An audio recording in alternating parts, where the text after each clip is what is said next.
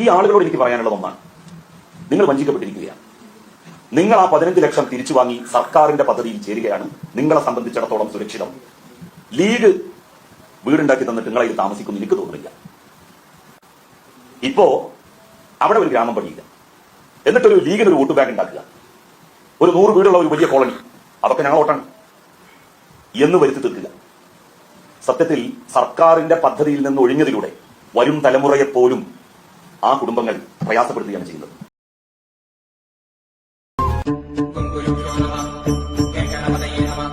പുലർച്ചയ്ക്ക് ഗണപതി ഹോമം നമ്മളതായിട്ടുള്ള ചടങ്ങും കാര്യങ്ങളായിരുന്നു. 6 മണി to 7 മണി വരെ നമ്മൾ ആചാരപ്രകാരമുള്ള കാര്യങ്ങളൊക്കെ രാവിലെ കഴിഞ്ഞു. ഇനി വൈകുന്നേരം നമുക്ക് 4 മണിക്ക് 51 കുടുംബം കൂടിയിട്ട് ചെയ്യുന്നൊരു പരിപാടിയാണ്.